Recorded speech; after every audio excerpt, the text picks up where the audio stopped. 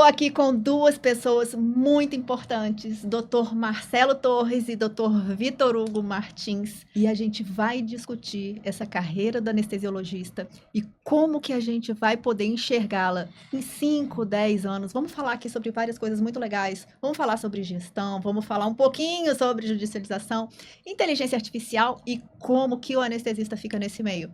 Bora lá, meninos! Dr. Marcelo Torres, ele é diretor técnico do Hospital Central e ele é o diretor executivo da Nexus. Vitor Hugo, ele é médico residente, R3 de anestesia e engenheiro de produção, meu filho. Bora lá, meninos, conta um pouquinho pra gente, Marcelo, como é que foi sua trajetória, como é que você chegou até aqui? Então, fiz minha faculdade de medicina na MSK, né? Desde a faculdade já pensei um pouco em anestesia. Depois fiz minha residência no Hospital Federal do Andaraí, no Rio de Janeiro. Terminada a residência em 2012, retornei ao Espírito Santo para trabalhar como anestesista, né?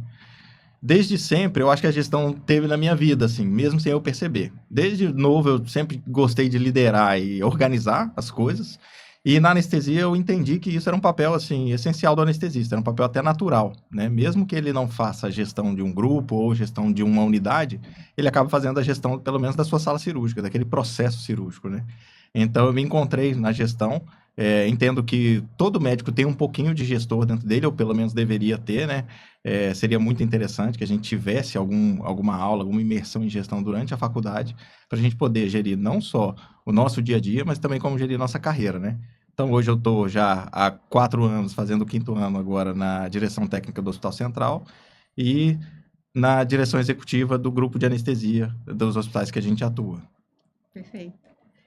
E você, Vitor Hugo? Então, minha história é um pouco diferente, né? Eu acabei optando por fazer engenharia logo após eu formar no ensino médio. Eu tinha uma certa facilidade com exatas e acreditava que isso seria essencial para o meu futuro. Então, eu acabei optando por fazer engenharia, comecei todo o processo, estagiei. Aí, durante meus estágios e meu último serviço, eu acabei trabalhando numa administração de um condomínio de shopping. Isso me fez enxergar algumas coisas em questão do trabalho, né? Eu fiz uma pós-graduação em administração de empresas e engenharia de manutenção. Dentre esse processo de trabalho que eu estava lidando todos os dias, eu acabei descobrindo que essa não era a minha vocação. Não sei nem se dizer se era vocação, se é isso que eu queria fazer para a minha vida inteira. Então, parei, repensei e pensei em outros caminhos que poderia trilhar para a minha vida, né? Acabei optando pela medicina, não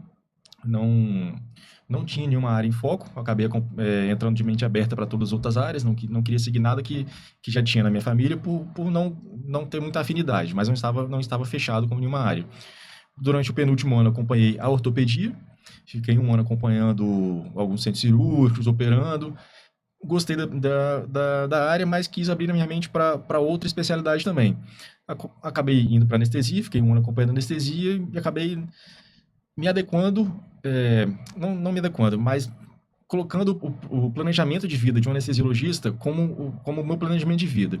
Eu acabei atrelando os dois e então entendi que dentro da minha formação, antes da medicina, eu poderia atuar junto com a anestesiologia por uma carreira profissional, não só como anestesiologista, mas também como anestesiologista e gestor, para unir os dois e não perder todos os conceitos que eu adquiri durante toda minha formação. Top, meninos! Então a gente vai fazer o seguinte, bora direto aí pro assunto. O que eu quero saber de vocês?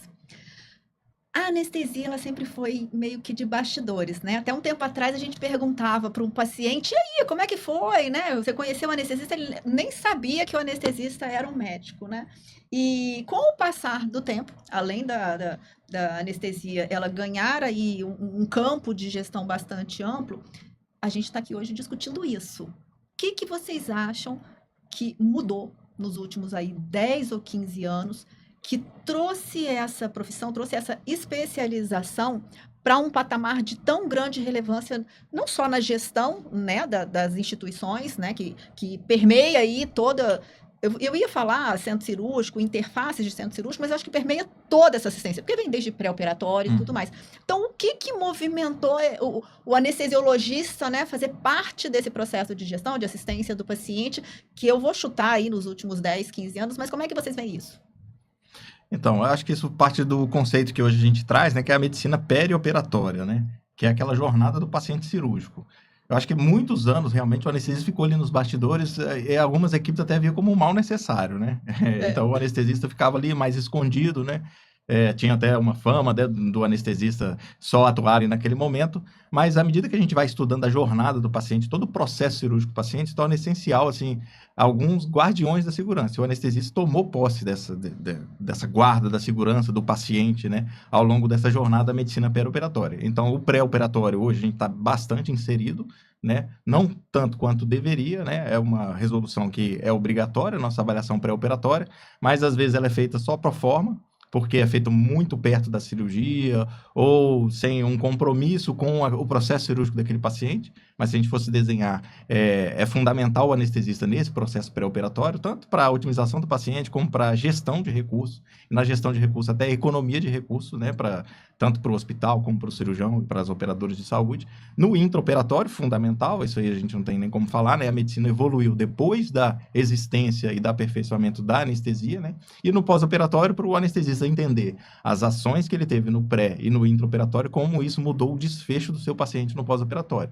Então, a gente consegue reduzir número de diárias de CTI, reduzir tempo de internação, a gente consegue, com farmacovigilância, farmacodinâmica, tudo, a gente consegue fazer realmente uma gestão do processo cirúrgico do paciente. Então, hoje o conceito é muito mais amplo, né? Lógico que a gente tem colegas que ainda atuam Eu ia te perguntar isso agora. Qual que é essa realidade? Porque você está me falando aí de um processo de gestão, tanto assistencial quanto administrativo assistencial, né? Você falou Sim. aí da assistência pré-operatória, você falou da importância desse profissional para a instituição, quando ele é chamado a falar, vem cá, você faz parte disso aqui, você faz parte da gestão de leito, você faz parte aqui, né, da alta desse paciente, do gerenciamento de alta desse paciente. E aí, qual que é o percentual da galera que já entendeu isso? Hoje eu acho que talvez a gente está numa mudança de gerações, né? Então a geração mais antiga ainda não tem muito bem essa percepção, lógico que a gente não pode generalizar, mas é o que a gente observa, né? A geração da minha idade, um pouquinho mais nova, assim, já tem uma percepção bem interessante disso. Nem todos têm essa visão, mas é interessante como até forma de negócio anestesia, a gente ter essa visão, como a gente está inserido no negócio hospital, no negócio de saúde, e a geração mais nova também a gente vê um pouco que nem todos têm essa visão da inserção nossa no processo do paciente cirúrgico. Então você está me falando que existe aí uma falha no processo educacional. Com certeza, com Eu certeza. ia até lembrar que vocês fizeram agora uma aula, né? E vocês estão trabalhando bastante isso com os residentes, né? Não eram só residentes que tinham lá, tinham vários médicos, vários profissionais, mas vocês fizeram uma aula bem legal sobre esse processo aí de gestão e como que o anestesiologista e o residente se insere nesse contexto. Qual que foi a ideia? Então, a ideia foi levar algo que eles não têm contato diariamente. Eu trouxe da própria minha formação, dos cursos que eu fiz antes da medicina, uma visão global da anestesiologia. Alguns conceitos como força de Porter, como matriz SWOT, como a avaliação do mercado como um todo, isso converso bastante com o Marcelo grande parte dos dias, para planejar um futuro que eu não dependa de empresas de fora que vêm me contratar. Eu quero criar uma anestesia que a gente possa ter um mercado que todo mundo consiga trabalhar bem, ganhar bem e não depender de outras pessoas para propriamente trabalhar, né? Então, eu acredito que a visão que as pessoas têm é de chegar, fazer o plantão e ir embora. Trabalhar. Exatamente. Só que isso você pensa como a profissão anestesiologista. A carreira anestesiologista engloba vários stakeholders que a gente aprende na anestesia, na engenharia. Quem são os stakeholders? Os técnicos de enfermagem são seus stakeholders, que eles englobam todos os seus processos diários. Stakeholders. Stakeholders são pessoas que impactam diretamente e indiretamente no seu processo de Todo trabalho. mundo que sustenta para que aquilo ali funcione. Então, primeiramente, quem são nossos stakeholders? Os técnicos de enfermagem são nossos stakeholders. Os enfermeiros, que fazem a organização do centro cirúrgico, que a gente tem que trabalhar diariamente que a gente entende como um fluxo diferente deles. A gente sabe o tempo cirúrgico de cada cirurgião, sabe qual cirurgia vai acabar antes, sabe qual cirurgia tem potencial de sangramento maior, que pode colocar em uma sala, pode colocar em outra, agilizar essa sala, reorganizar. Então, sempre reorganizar. Tem os farmacêuticos, que a gente fala, esse medicamento, ele funciona, esse material aqui, ele não tá bom, você pode comprar de um outro fornecedor, vamos melhorar isso aqui, isso aqui é mais barato. Esse resultado que a gente estava falando até então, e que é muito importante o anestesiologista entender o seu papel dentro de uma instituição, ou dentro, né, do seu próprio negócio, ele necessita de outros players, de outras pessoas, para que esse desfecho, não que já não dá um desfecho diferenciado àquele anestesiologista que tem o conhecimento e da importância e das necessidades de você seguir um determinado protocolo, de você entender, né, o paciente no pré, no peri, no pós, mas que esses outros atores também fazem parte aí para essa melhor entrega. Exatamente. Vamos supor, como é que é o formato de cobrança do seu hospital? Ele é um hospital particular? Até quando ele recebe uma diária de UTI? Ele não vai receber diária de UTI de acordo com essa cirurgia? E no SUS? Quanto você pode melhorar para acelerar a recuperação desse paciente, mandar ele para a enfermaria e seu hospital lucrar mais? Como é que você vai negociar esse contrato? O que você está me falando é que a assistência de qualidade segura, ela é primordial, mas a gente não pode se afastar da custo-eficiência. Você Exatamente. não pode falar em qualidade e segurança sem falar em custo. E aí vem um ponto importante que eu estava até conversando hoje no almoço, que às vezes as pessoas falam assim, mas o SUS é para todos, o SUS é de todos. Exatamente, ele é de todos, ele não é de cada um. Então a gente precisa entender o contexto para que dê para todos, né? Não, a gente não pode, não é que a gente não pode dar a melhor qualidade, a gente tem que dar a melhor qualidade custo efetivo para aquela pessoa. E às vezes as pessoas esquecem isso, elas olham em um caminho, esse aqui é o melhor, sem enxergar o restante todo, que tem que ser o melhor de forma custo efetiva para todo mundo. Já vou pegar um gancho aí que o que eu quero saber de vocês, porque a gente estava falando em segurança, é o seguinte. Nós chegamos no nível de qualidade e segurança na saúde bastante interessante. E eu acho que esse foi um dos primeiros pilares, né? A ciência e o conhecimento ditou muito as normas, mas esqueceu da custo-eficiência. E nós estamos passando agora por uma fase que as pessoas estão esquecendo a ciência, esquecendo a qualidade e olhando somente para o custo. Então, em algum momento, a gente vai precisar equilibrar isso aí. Dentro desse contexto, a anestesiologia ela avançou muito em segurança. Né? A segurança anestésica ela avançou bastante, como outras áreas também avançaram em termos de segurança. Quando a coisa fica muito segura, a percepção dos outros é que é muito fácil. Eles perdem a noção do nível de gestão que é necessário para poder chegar naquele resultado seguro. Vocês estão vendo acontecer isso de um processo de gestão ou pessoas esquecendo ou desconhecendo, né, o que aconteceu para a gente chegar naquele nível e desestruturando o processo da anestesia? Com certeza. Com certeza. É o que você falou. Atingir um nível de segurança tão alto que realmente parece fácil. É a mesma coisa quando a gente vê um cirurgião muito habilidoso operando. Parece fácil, né? Mas o que tem por trás daquilo ali? Então, eu acho que nos últimos 40 anos, assim, a gente avançou tanto em tecnologia embutida na medicina que tudo ficou muito fácil, né, na teoria. Até escondendo algumas deficiências, tanto da formação médica mesmo. A gente vê muito isso no dia a dia, na desestruturação de alguns serviços e no excesso de cobranças pelo custo, esquecendo do conceito de eficácia. Né? Não adianta você ser eficiente, você tem que ser eficaz. E isso é muito interessante porque eu acho que isso é uma falha no nosso processo de formação médico. O médico realmente ele não tem essa noção da eficácia do tratamento. É o que você falou, é o SUS. E é uma coisa que eu falava lá no Central quando eu cheguei lá, né? Porque eu vi um hospital público com alguns materiais que eu não via nem nos privados. E eu achava engraçado assim que a gente não tinha nenhum protocolo de uso. Não tinha, não. Esse você vai usar para esses casos. Não estavam definidos. Não tinha isso. Então, aí eu falava com o pessoal, porque assim, a princípio parecia que eu cheguei lá para querer cortar tudo, né? Eu até falo, isso é luxo. É porque eu vejo que, como eu conseguia também transitar no privado, eu via que no privado tinha alguns protocolos bem definidos, que afinal de contas lá eles controlavam o desperdício. E no público a gente não vê o desperdício. É o SUS, é de graça, não. Então, ou a gente vai atender a todos com uma eficácia boa, ou a gente vai atender a poucos com uma excelência que não tem necessidade. Então, aí que a gente começou a restringir. É lógico que daí tem as duas pontas, né? O excesso e também a falta. A gente tem que garantir um equilíbrio aí no meio. Que é a medição, que é aquilo que ele fala. Se você não tem os dados, você vai estar sempre achando. Sim. Eu acho que é desperdício, ou eu acho que não é. Se você não tem dado para fazer análise crítica, e se a pessoa que está fazendo análise crítica não sabe fazer análise crítica, não funciona. E aí, o que a gente está passando hoje? Exatamente isso. A gente está cortando, baseado no que é possível, economicamente possível, financeiramente possível, sem analisar dados. Sim. Então, eu acho que a gente vai entrar, né, em resultados muito negativos nos próximos, talvez, aí 2, 3 anos, para depois a gente voltar a respirar. Não seria necessário se a gente estivesse aí analisando dados, resultados, desfechos, mas eu acho que é isso aí que vai acontecer. Nessa predição de inteligência artificial, se tem o histórico do paciente, ele já vai te dar a predição do que vai acontecer antes de você entrar com ele na sala, entendeu? Mas assim, no seu pré-operatório lá... Vai ser o Waze da anestesia. Ele vai dizer, ó, se exatamente. você sair aqui, você vai chegar lá desse jeito, nesse Exatamente. horário. Então, ele vai prever já todo o seu caminho. É lógico que é um Aham. algoritmo, vão Não, ter as suas e falhas. aí, o que acontece? Esse é um processo um pouco caro aqui para o nosso país. Estou falando caro em termos de ter em todos os locais. Sim. Né? Então, por isso que talvez essa galera de mais idade ainda não vai pegar esse processo. E a gente ainda vai necessitar. Eu recebo todo dia, porque eu fico em 2 salas, 3 salas, pessoas do interior e tudo mais. Eu falei, nossa, daqui a um tempo, isso vai ser o padrão, né? Mas é óbvio que está fora de segurança. Vocês já ouviram dizer que a gente vai chegar no futuro e os anestesistas vão ficar só mexendo em máquinas, que vai ser tudo feito através aí de inteligência artificial e tudo mais?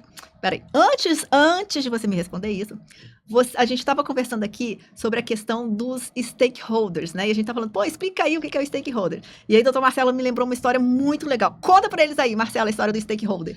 Tem um vídeo bem interessante, né, que tem no YouTube. Eu não vou lembrar o nome exatamente, mas é uma palestra, né? Parece que é uma palestra de um ex-fuzileiro dos Estados Unidos contando um caso que ele teve que, acho que, se ejetar ou pular de um avião numa emergência.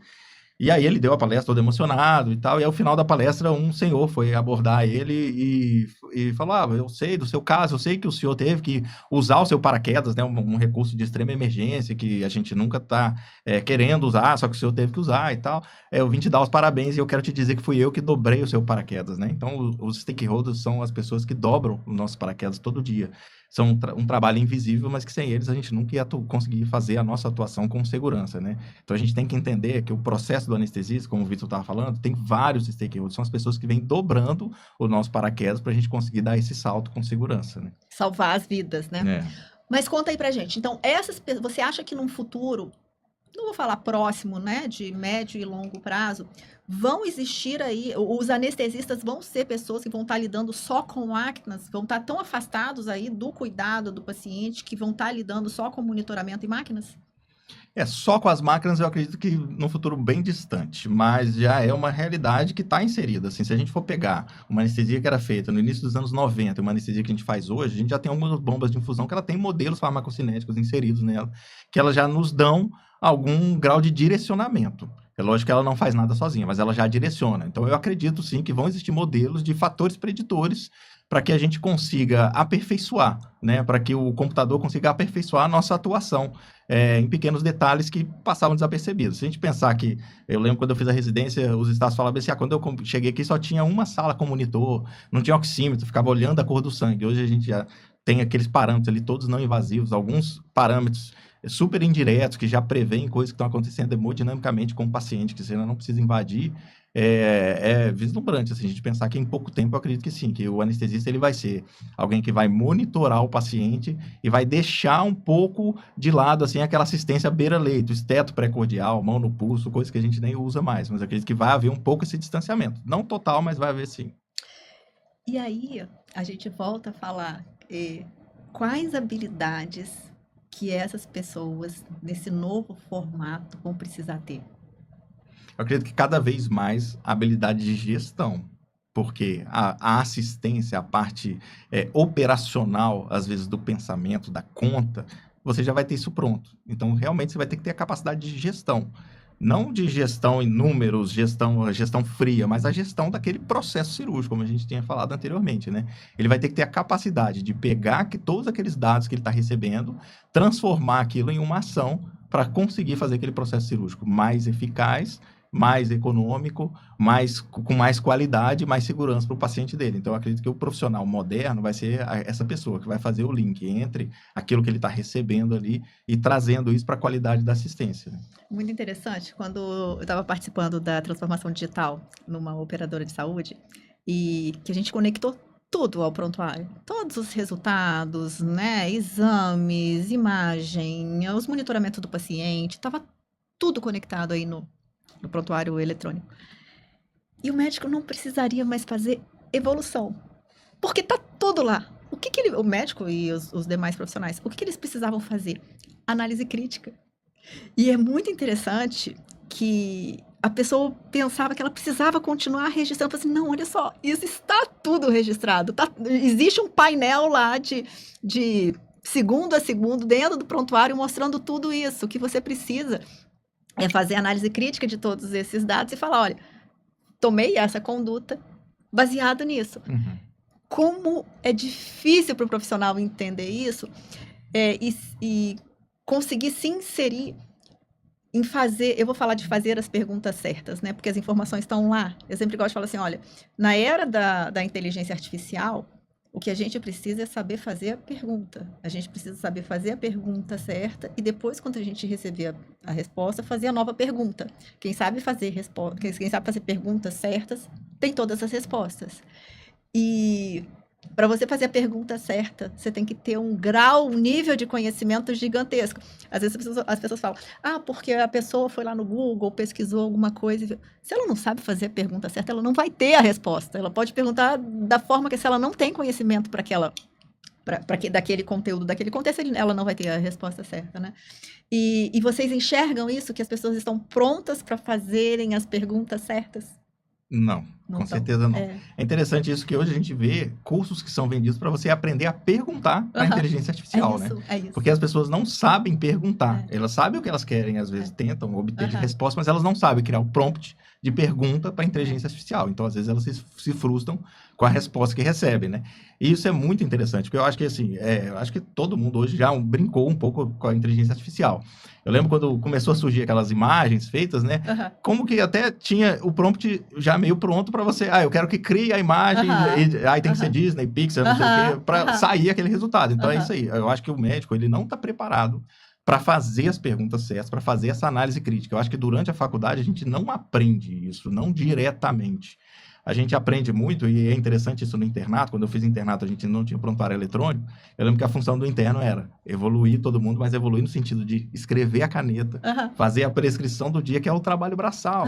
E é isso que às vezes eu tento falar com os meninos lá. O trabalho braçal, eu até brinco, isso aí, se a gente treinar um macaco, ele vai fazer. A hack, a intubação, no final do R1, vocês vão estar fazendo isso aqui como muita gente. Lógico que um caso ou outro. Agora, tem que ter esse senso para ter análise crítica, pegar os dados que você está recebendo, independente de onde que eles vêm, desde que eles sejam confiáveis, e trazer isso uma análise crítica para tomada de decisão. E é o que você falou, analisar os dados e tomar a decisão, porque nem sempre você vai acertar na sua decisão, porque medicina não é matemática. Mas se você tiver os dados e você tentar explicar a análise que você fez para chegar naquele resultado, tudo bem, sem problema nenhum. Você tem que desenvolver essa capacidade de raciocínio. Essa é uma discussão assim que eu fico apaixonada, porque as pessoas falam, porque você precisa aprender a trabalhar com a inteligência artificial, você precisa saber perguntar. Para você perguntar, você tem que agregar o máximo de conhecimento possível naquela área que você quer desenvolver. Senão você não consegue fazer a pergunta. Eu estou apaixonada, com muito medo, e apaixonada pela inteligência artificial. Hoje de manhã, a gente teve um caso interessante no Central. A gente estava conversando sobre processo de compra público. Né? Então, e muitos dos processos de compra, eles são desconhecidos para nós, que somos da gestão, assim, da gestão assistencial, né?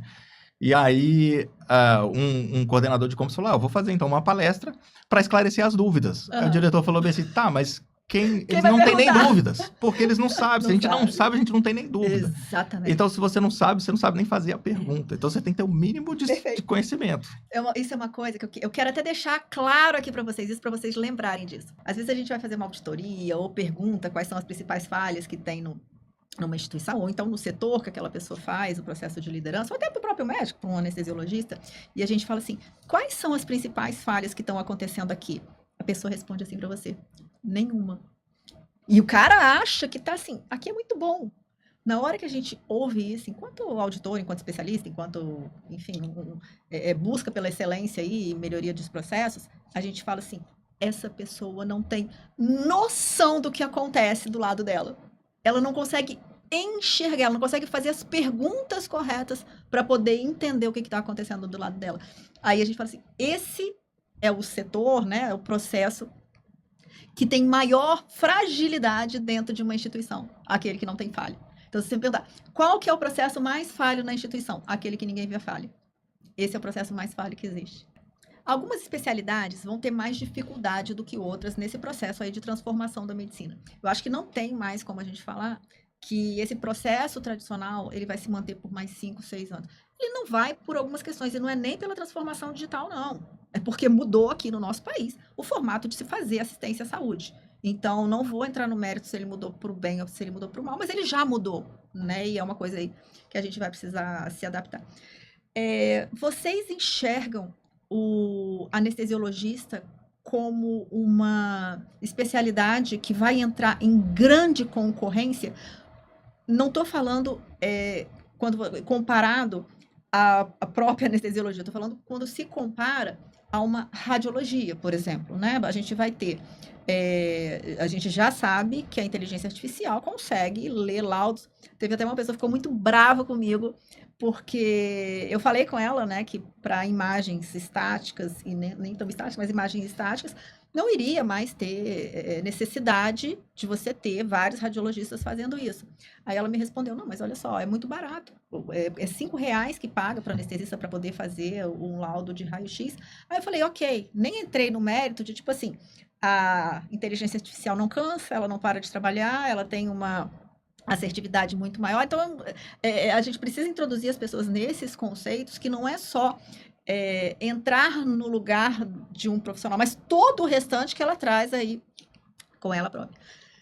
E aí, a gente chegou a falar que um anestesista, quando bem gerenciado, vai poder gerenciar várias salas. Isso não vai acontecer agora, mas isso pode acontecer em algum tempo, né? Vocês acham que vai saturar a especialidade? Vocês enxergam isso a médio e longo prazo ou não? Eu acho que para o profissional moderno, não. Para o profissional que é facilmente substituível, aquele profissional que hoje é o chão de fábrica, sim. É lógico que a gente está num país enorme, continental, são várias realidades, mas eu acredito que a gente vai chegar no momento, da mesma forma que outras tecnologias que a gente viu surgindo na medicina, elas vão se espalhando, né? Eu acredito que o caminho é exatamente esse. Vai ser um anestesista fazendo gerenciamento e gestão de mais de uma sala, lógico, com tecnologia embarcada, né?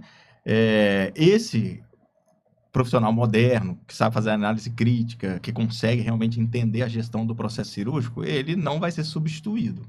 Pelo contrário, ele vai ser uma peça essencial. Agora, aquele que não agrega valor, que não faz análise crítica, aí esse sim, acho que esse vai ser o mais fácil de ser substituído por essa nova realidade. Você falou uma coisa que me lembrou agora, um ponto bastante importante.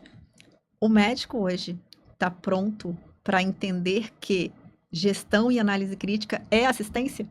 Não tá. Eu acho que esse é o ponto na hora que a gente está falando. E aí, aquilo que você colocou logo no início, né? O que hoje um anestesista precisa conhecer, o que ele precisa saber. Será que a gente está pronto para entender? Isso foi uma coisa que, quando eu entrei na gestão, minha mãe chegou para mim e falou assim, pô, mas você vai deixar de ser médica? Né? Eu falei, não, mãe, não vou deixar de ser médica. Será que a medicina está pronta para entender? E aí, não só a medicina, a saúde. Porque eu vou falar para o enfermeiro também, que faz cuidado. Óbvio que ele vai continuar fazendo cuidado. Mas está pronto para entender que isso tudo é assistência? Eu acredito que não, porque isso não é ensinado para eles. Eu acho que ninguém passa esse conhecimento. Esse conhecimento, um conhecimento que vem muito da engenharia, processo de melhoria contínua, Fordismo, Toyotismo. A engenharia sempre foi muito atualizada, a todo momento surgiu uma nova tecnologia, um meio de substituição, e as pessoas se readequavam aos processos de trabalho. Hoje em dia, o processo de trabalho da medicina é um processo muito manual. Então, a transição desse processo manual para o processo intelectual precisa de alguém que fale que esse processo vai existir. Ou senão, esse processo vai chegar e ninguém vai saber trabalhar. Então, é uma coisa que tem que ser ensinada, educada e transformada lentamente a partir de hoje. Porque se a partir de hoje eu fizer isso, quando amanhã chegar, já era. E aí, me lembra, na época da pandemia, eu desenhava os planos de contingência, eu desenhava processos, protocolos, em 3 níveis aí de contingência, né, para tentar atender o maior número de pessoas, salvar o maior número de pessoas, fazer ali as análises críticas. E eu sentia que eu estava fazendo assistência, que aquela pessoa ali da frente ia conseguir ter acesso ao sistema, enfim, por conta de um processo e de um protocolo que eu ajudei ele a construir, bem dentro do que vocês estavam conversando, da participação multi aí na entrega de um determinado resultado, de um determinado desfecho. Mas o sentimento que eu tenho aqui, pelas pessoas não entenderem que isso faz parte da assistência, a gestão ela é desvalorizada. e a gestão sendo desvalorizada, esse profissional, porque assim, todo médico ele precisa ser um gestor, minimamente do plano de cuidado do paciente, minimamente do plano terapêutico, o médico precisa ser um gestor. E na hora que eu pego um anestesista que precisa fazer um processo de gestão que é bem maior, que é um processo de gestão de interface, de relacionamento, de comunicação, né? Tá pronto para isso? A residência tá pronta para ensinar isso para essa galera? Como é que vocês estão conseguindo fazer isso? A residência não faz isso. Engasgou, hein? Não faz. Foi até porque a gente pensou no tema da aula que o Vitor ministrou lá na aula da Sociedade de Anestesia, foi exatamente isso. A gente queria trazer essa visão. E ali a gente não tinha só residentes, como também tinha anestesias formados, a gente queria trazer... Da sociedade, então, foi da legal. Sociedade de Anestesia do Espírito Santo, né? A gente já tinha visto algumas aulas, e aí a gente conversando, falei, Vitor, vamos fazer uma aula diferente, porque assim, eu pegar um capítulo do livro lá, neuroanestesia, trazer para cá, os guidelines são esses e tal, é meio mais do mesmo, assim, aquela aula é meio maçante que a gente está acostumado. Então, a gente queria, tá meio clichê, mas é pensar fora da caixa realmente, é trazer, pessoal, olha só, você é um R3, daqui a pouco você está no mercado, você sabe isso, é o que o Vitor falou, você sabe o modelo de pagamento do seu hospital? Porque, para entender, eu preciso entender o modelo de pagamento para fazer uma gestão dos meus recursos. Então, isso não existe. Eu acho engraçado, assim, eu fiz o curso de gestão empresarial pela FGV, eu fiz por um acaso. Assim, Caiu lá. Tinham duas pessoas que iam fazer, falavam, vamos fazer também. Bora. E aí eu fiz. E é interessante, porque assim, eu já fazia gestão sem saber e sem as ferramentas, e depois que você passa pelo curso, eu acho que você fica meio chato, porque você aprende as ferramentas, você também começa a criticar tudo e todos, né? Você começa a dar nome para os processos, que para mim, a coisa mais importante que tem é você conseguir dar nome para aquilo que você está fazendo. A partir do momento... O que é isso, mapeamento de processo? A partir do momento que você consegue enxergar isso, o nome disso aqui é isso, o nome disso aqui é isso, você começa a fazer gestão, você começa a fazer análise crítica. Então, para mim, dar nome aos processos e aí após, né, direcionada para aquilo que você precisa, ela acaba trazendo isso, né, acaba mapeando todos os processos que existem na instituição para você. Cara, é sensacional. Traz um formato de excelência para quem está fazendo a gestão muito grande. Em 2018, eu fui num congresso de gestão que tinha no sul do país, e lá tinha um médico gestor, eu não lembro a especialidade dele, que ele era de uma grande operadora. E aí, quando ele foi se apresentar, ele fez gestão em 1986. Aí, no intervalo, eu fiquei super curioso. Falei, cara, como é que você teve ideia de fazer gestão em 86? Ele falou, não, porque eu entendi que a minha carreira era uma empresa. Eu era uma empresa, eu precisava fazer gestão da minha carreira. E aí, ele fez gestão em 86 e ele já estava lá na frente na gestão, né? Porque até hoje em dia, quando a gente vai conversar, apesar de ter disseminado um pouco de gestão de saúde, mas o pessoal não entende ainda essa questão da gestão do paciente, que seja, pelo menos dos pacientes que você está vendo, do seu plano terapêutico.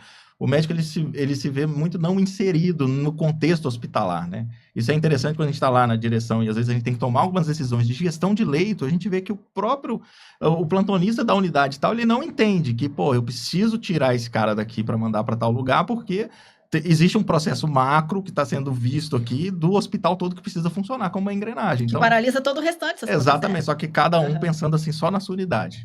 E é aquele processo todo fragmentado. E coitado, e o paciente passando de um lado para o outro.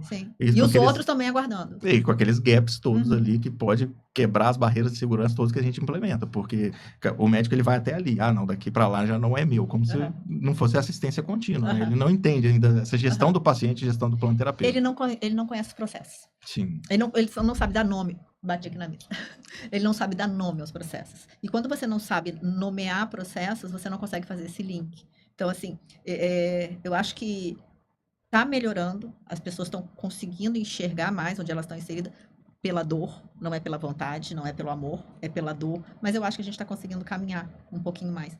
A galera que está vindo mais nova vem num formato, né, de uma geração aí diferente que já não aceita mais tão bem o que era até então o formato. É uma galera um pouco mais questionadora, né? Uma galera que, não, isso aqui eu não quero me submeter, isso não é desse jeito, como é que vai ser? E, ao mesmo tempo, tem coisas que a gente tinha em outras gerações, que era aquela responsabilidade, né, independente do que estivesse acontecendo no mundo, que me parece que foi um pouco perdida, mas são gerações que vão se adaptar aí a esse novo contexto. As pessoas aprendem de 3 formas. Na dor, no amor e na inteligência. Se não for na inteligência, que seja por amor. Se não for amor, infelizmente vai ser na dor. Acho que é o Bernardinho que fala isso. Acho que Porque é. pra mim, inteligência e amor, eu sempre relacionei a mesma coisa. Não. Não é não? Acho que o Bernardinho tem uma palestra dele, É? um podcast que ele comenta isso, que Ah. as pessoas aprendem de 3 formas, né? Ah. Geralmente é na dor. É. É porque o amor é emoção, a É. inteligência é a razão. Exatamente. Seria na São razão, poucas na as emoção. pessoas que na inteligência aprendem. Geralmente é na dor, é isso aí. Na dor que a gente vê, às vezes, na medicina, é o cara com um salário ruim, com um emprego ruim, que já não consegue manter o padrão de vida, aí esse cara tenta se reinventar.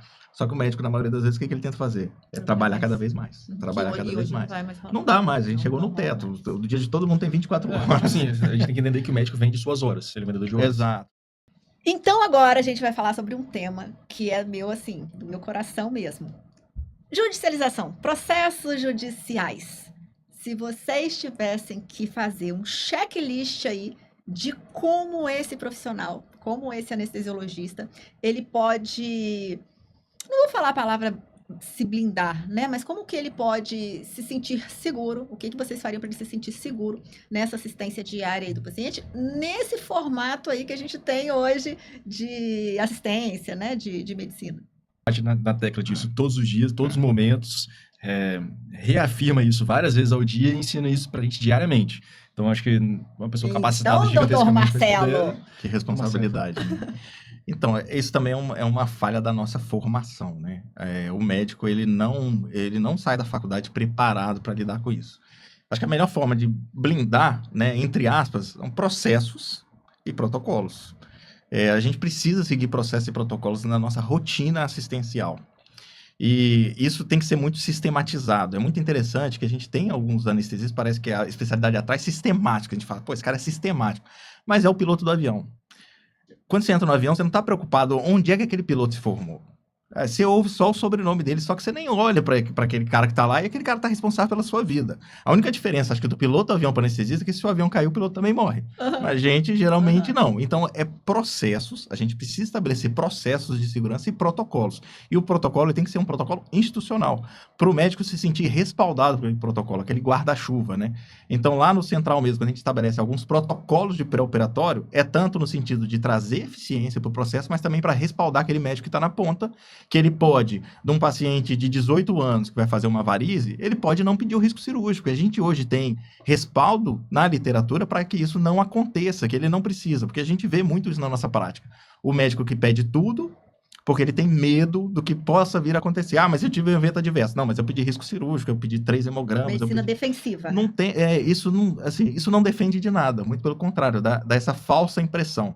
Então, o que a gente sempre bate muito ali na residência é processo. Então, chega na sala, faz o seu checklist mental. Chegando, o que eu vou fazer?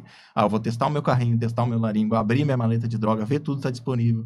Na minha residência era bem claro, a gente tinha que chegar antes, preparar a nossa mesa, e eu sempre brinco com os meninos assim, a mesa é o seu cockpit, então ela tem que ter o mais organizada possível, porque na hora da intercorrência você não vai ter como ficar olhando ou pegando as coisas, então já tem que estar mentalmente separado assim. Então na minha residência era 2 seringas do lado esquerdo com agulha preta e todas as seringas, as outras que não eram essas de emergência, do lado direito com agulha verde e rosa. Então só isso aí, eu sabia que se eu tô numa intercorrência paciente, se eu botar a mão na minha mesa, do lado esquerdo, eu vou pegar minhas seringas de emergência. Então, a gente precisa ter processos de segurança. Testar o carrinho, testar o laringo, ver todas as minhas medicações. Oxigênio. Muitas vezes a gente vê o cara que chegou afobado ali, vamos induzir e tal, aí induz e o oxigênio não está aqui, o laringo não está acendendo. Imagina se fosse o piloto de avião. Chegar no avião, beleza, liga aí, vamos embora, se lá em cima a gente vê se estava funcionando tudo. Muito pelo contrário. Então é isso aí, a gente precisa ter processos e protocolos bem descritos, que sejam fáceis, aplicáveis também. Não adianta a gente fazer um protocolo que foge muito da realidade, porque aí realmente a gente não vai ter adesão a esse protocolo, para que a gente consiga trazer a segurança e tentar se blindar da judicialização. Você não vai ser processado? Não quer dizer isso. Mas se algum dia eu tiver um evento, ou mesmo se eu não tiver um evento, mas se por um acaso um paciente me processe, eu estou com tudo respaldado ali. Eu fiz tudo dentro do processo de segurança e do protocolo institucional que mostra que, pela literatura, eu poderia ter feito isso da forma como foi. A medicina não é matemática, eu já vi eventos adversos acontecerem nos melhores hospitais do país. É muito interessante quando a gente começa a estudar isso até de evento adverso, né, de segurança e qualidade do paciente, mas mostra que o profissional, seguindo esse espaço, ele vai estar mais tranquilo, né? Não que ele vai estar Na realidade, o que a gente está falando é que a medicina é uma ciência de meio. Você vai utilizar todos os meios para diminuir a chance de algo acontecer. Então, quando você está utilizando, e aí eu vou chamar de protocolos de segurança, porque as pessoas estão hoje com restrições em relação a protocolos, utilizando o protocolo como se, não, a operadora de saúde quer economizar tal coisa, é seguidor de protocolo, e a gente não está falando disso, né? A gente está falando de protocolos que tenham segurança, qualidade, desfecho, tudo ali desenhado para uma melhor forma de entregar ali o resultado para aquele paciente. Agora, você me lembrou uma coisa que é muito interessante. Se tem um processo que é praticamente indefensável, é a ausência do protocolo de cirurgia segura. Esse, eu vou falar para vocês assim, é difícil não ter um processo que eu não consiga, né, dar uma visão do outro lado, como que aconteceu. O de cirurgia segura, quando a perna errada é operada, é indefensável. Por que as pessoas não fazem?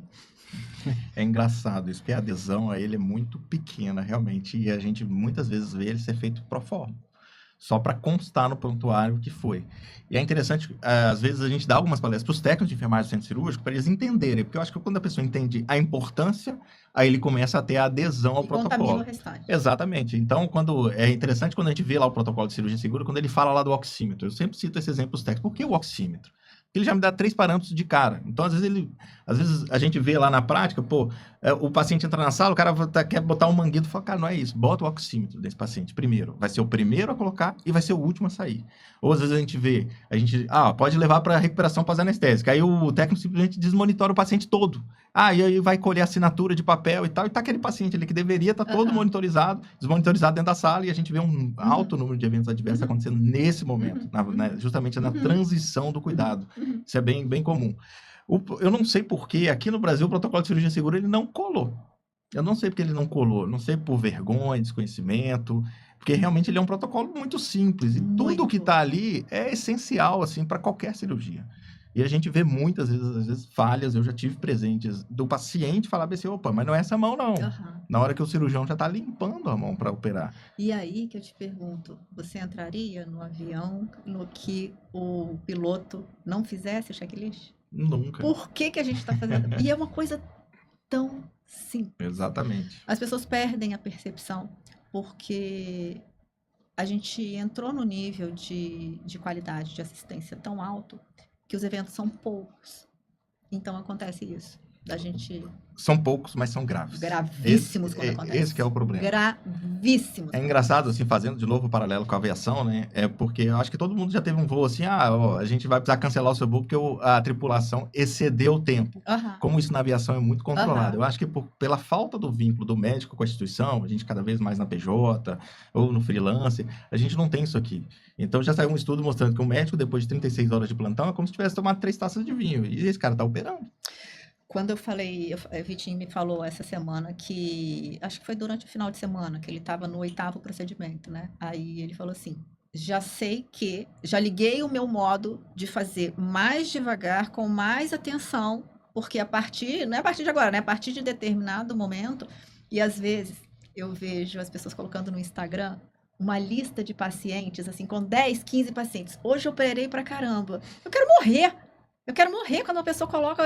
Assim, linha de produção. É engraçado isso. A gente tem um grupo grande de anestesistas no Facebook e uma vez eu fiz uma pergunta lá provocativa mesmo.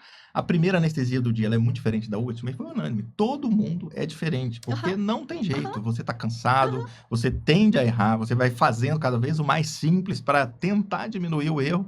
E é ser humano, não tem jeito. Então, 8, 10, 12 procedimentos... às vezes isso não cabe ali com segurança. É humanamente impossível você manter o mesmo nível de atenção. Mesmo você, que é a hora que a gente reforça, olha, já tá em 6 horas de plantão, bora lá, respira, levanta, não sei o que, vai fazer o que precisa fazer para poder voltar e retomar. Mesmo assim, você vai estar cansado. Não, isso aconteceu hoje, foi engraçado, que hoje eu tava na sala com o R1 e chegou um determinado momento que eu falei assim, cara, vai lá tomar um café, vai tomar uma água, dá uma volta. Aí a cirurgiã falou assim, nossa, você tá liberando o R1? Eu falei, aqui é uma residência humanizada. Então o residente vai levantar. Aqui é uma residência que tem seres humanos. Porque às vezes a gente fala assim, não, olha só, é o ser humano que precisa beber água, Sim. precisa ir no banheiro, precisa estar atento, está lidando com outras vidas. É muito interessante isso. Foi ontem que eu acho que alguém mandou, um menino, acho que é R1, alguma coisa assim, e ele fala que ele tem que chegar antes de começar os procedimentos cirúrgicos para poder passar a visita em 30 pacientes. Só que isso é 0 hora para ele fazer isso, porque mesmo ele chegando antes, o sistema vira a hora e não aceita a prescrição. Uhum. Então ele tem 0 tempo para fazer algo que ele deveria ter o tempo esperado para o atendimento do paciente. E fala assim, residência é assim mesmo. Não, não é. A gente está ensinando errado, a gente está colocando pessoas em risco, a gente precisa tratar o outro do jeito que a gente espera que o outro trate o próximo. A gente né? está banalizando. Exatamente. Né? É bem banalizando.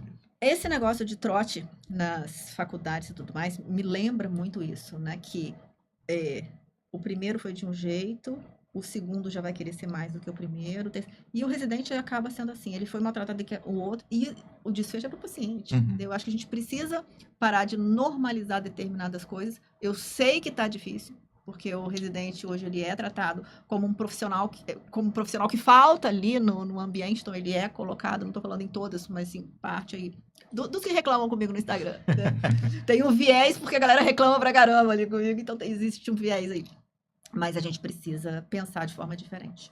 Infelizmente, em algumas instituições, o residente ele é substituto de mão de obra. Na verdade, ele vai fazer o trabalho que ninguém quer, ou porque você não quer pagar suficientemente para ter um profissional ali naquele lugar. E é o que você falou, né? Não, esse é o papel do R1. Ano passado eu passei por isso, esse ano você vai passar também. Para os meninos lá, o que a gente tenta trazer para eles? Na verdade, é só uma curva de aprendizado. Assim. Tem coisas que é pro R1 fazer porque ele precisa pegar destreza.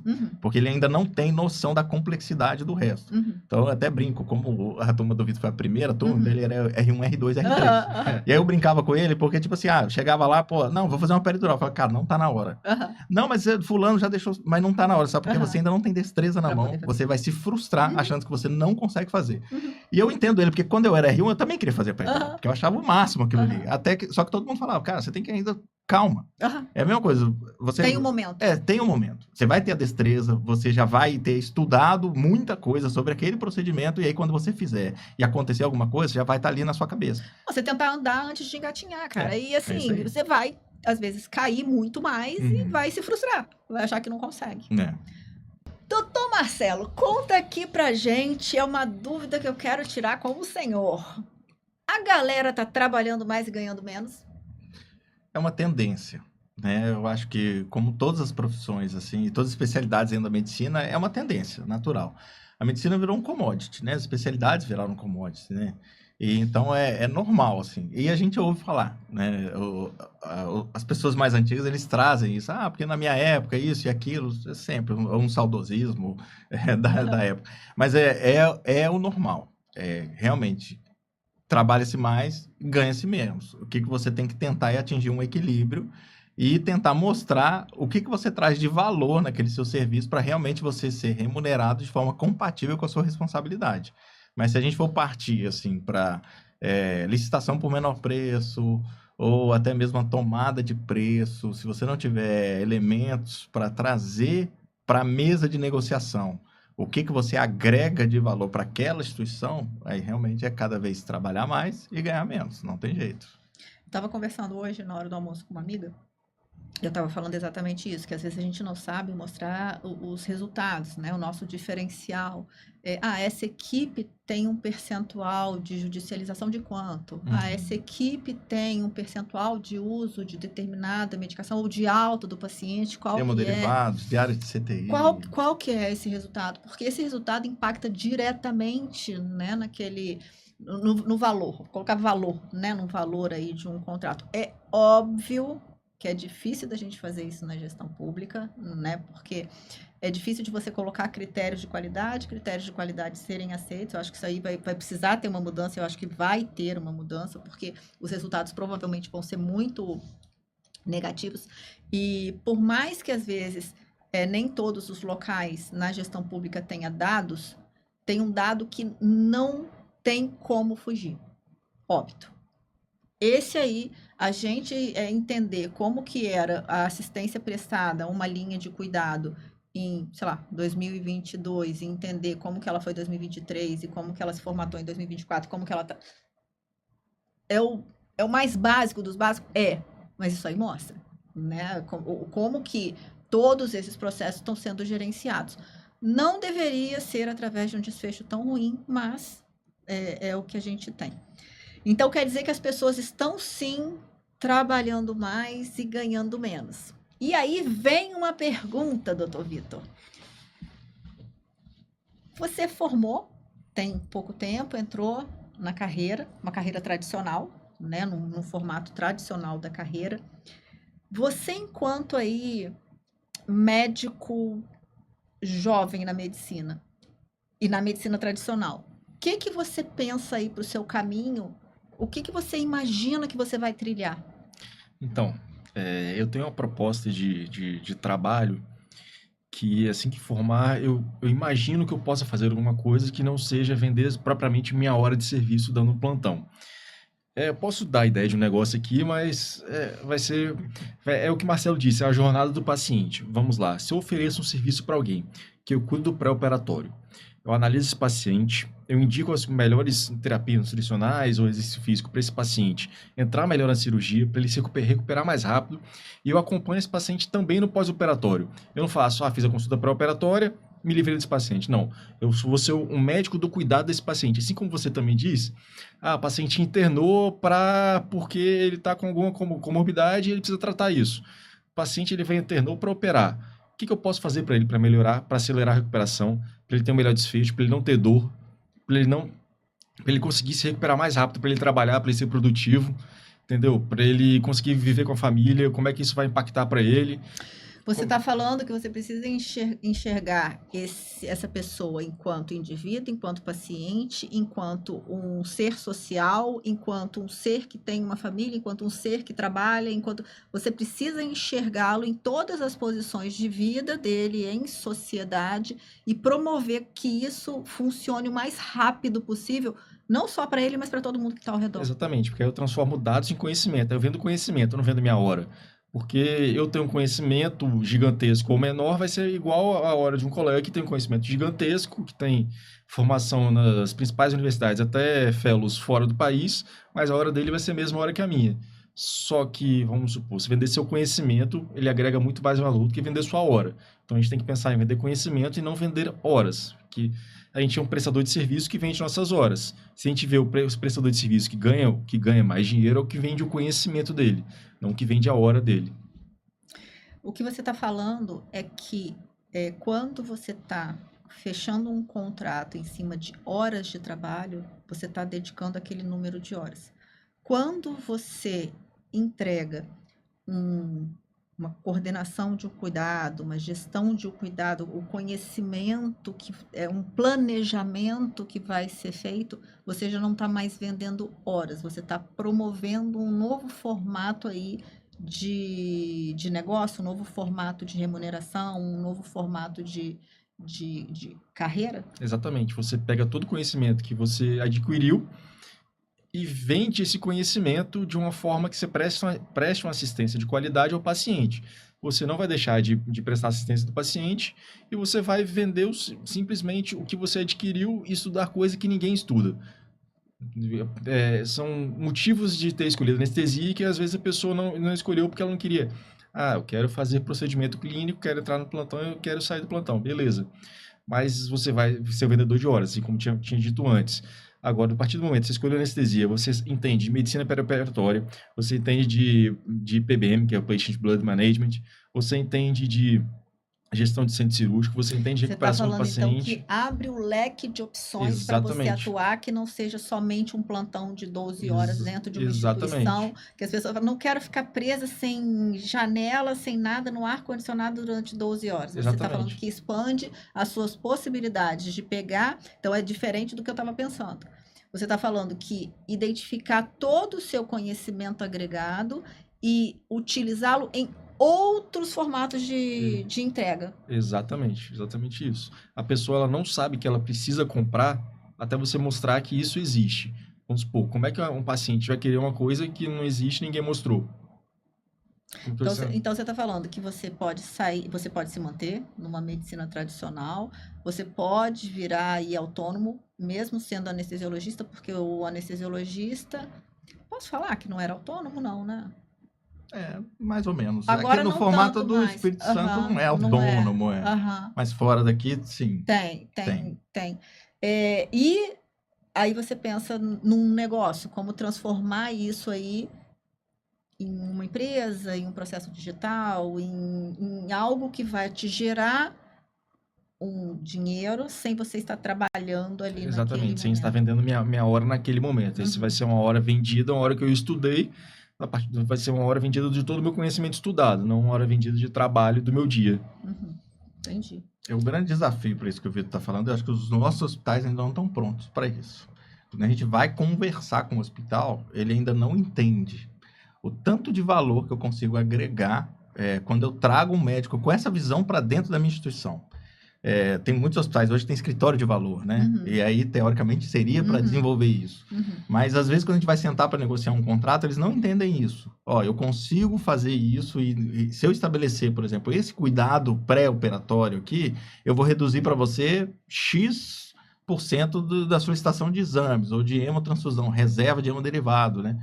Então, eu acho que alguns hospitais, pelo menos na realidade que a gente tem, eles não estão prontos ainda para essa conversa. Eles ainda preferem o modelo tradicional. Ah, quantas horas você vai? Quantos profissionais você vai ter aqui? Aham. E a gente já não é muito dessa pegada. Aham. Eu gosto de vender a minha entrega. Aham. Eu não vendo hora nem profissional, eu vendo entrega. É muito interessante isso que você está falando, porque o processo de qualidade e segurança, há muito tempo, ele foi dentro de escritório, né? Até entenderem que o processo de qualidade e segurança tem que estar dentro do seu coração de cada um, né? No coração e na mão de cada um, né? Coração, cérebro e mão de cada um. E aí, quando você fala do escritório de alta, do escritório de valor, do NIR de regulação, isso tudo que a gente conversou tem que estar dentro de cada um. Né? Esses escritórios, eles gerenciam o macro para enxergar o resultado institucional. Só que para você diferenciar toda uma equipe, você tem que ter cada pontinho desse que a gente conversou dentro de cada um. Sim. Porque senão, o que o escritório lá está fazendo, ele está operacionalizando algo que você deveria ter feito e ele não vai conseguir fazer no mesmo formato que você faz, porque você que está ali cuidando do lado do paciente, você que tem ali o poder de decidir que ele não está ali a todo tempo. Né? Então, enquanto as pessoas não entenderem que tudo isso que a gente conversou, que é gerenciamento de leitos, tempo aí de internação, uma própria a saúde baseada em valor e entregas para o paciente, a questão de qualidade e segurança, do mapeamento do processo, entender os processos, que está dentro de cada pessoa, né? E o mais triste é que eu acho que isso está ficando claro para todo mundo, mas no momento de alta desvalorização médica. Isso que eu acho que é o mais triste. Acho que a gente vai conseguir trazer bons resultados, mas acho que no momento em que não vai valorizar as pessoas que vão fazer isso. Não sei, né? Isso eu ainda não fechei o que vai acontecer. É bem difícil fazer isso, né? Quando a gente faz a gestão de uma equipe, né? Você colocar isso dentro da consciência de cada um, da individualidade de cada um. Ainda é porque a gente lida com pessoas de diferentes idades, diferentes formações, apesar de todos sermos anestesistas, né? Tem uma máxima, né? Que você não consegue motivar todo mundo pelo dinheiro, mas você consegue desmotivar todo mundo quando você tira o dinheiro. Então, talvez o caminho mais fácil seja esse, né? Pagamento diferenciado. Você pagar diferenciado aquele cara que é diferente. Pelos desfechos. Ele precisa entender que o cara que entrega mais, ele vai ganhar mais. Então, você quer ganhar mais? Tá aqui, o caminho é esse, entregue mais. E aí eu vou fazer um porém que não é entregue mais trabalho, esforço. Não é esforço que a gente tá pedindo. Não é hora, eu não quero que você ganhe mais uma hora. Porque às vezes a pessoa fala, nossa, mas eu trabalhei pra caramba. Só que a sua entrega não foi de valor.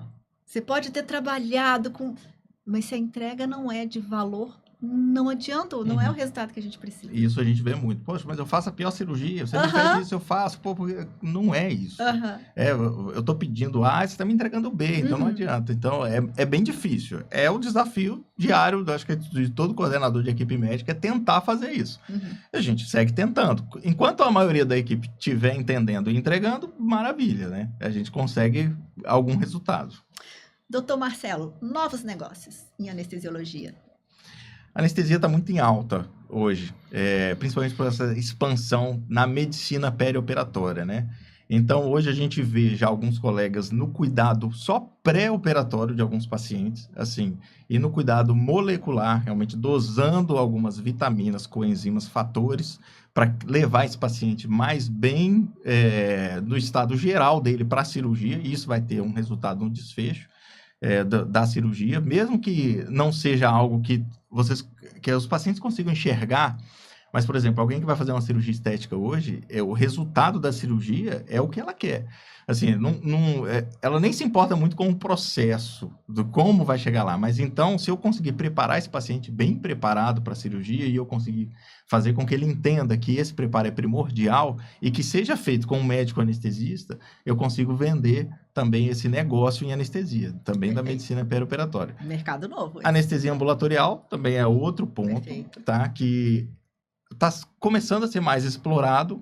A gente vê hoje cada vez mais procedimentos ambulatoriais e a gente está inserido nesse mercado e acredita muito nele, né? A gente sabe que quanto mais tempo o paciente passa no hospital, na unidade, é pior para ele, né? O lugar mais inseguro do mundo, apesar de nem todos terem essa visão.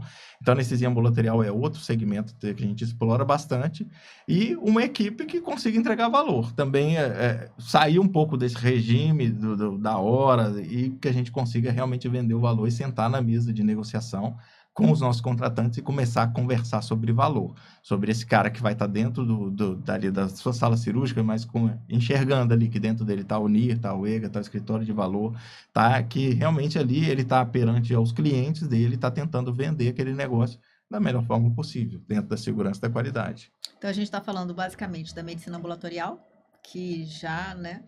Na medicina ambulatorial, ela entra esse médico que ele vai em clínicas fazer procedimentos, é isso? É isso. Tá. Existe porque aí eu pensei na medicina da dor.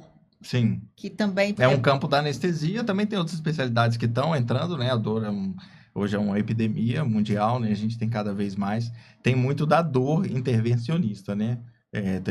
Tivemos muitos profissionais que foram para esse mercado agora. Então, o mercado da dor também não é tão novo, mas também é um mercado que a gente consegue explorar, da dor aguda Mas e da quando dor você fala crônica. ambulatorial, é a anestesia que é feita fora do hospital. Fora do hospital, fora do ambiente hospitalar. Ali. Então, esses daí você já vê como caminhos importantes.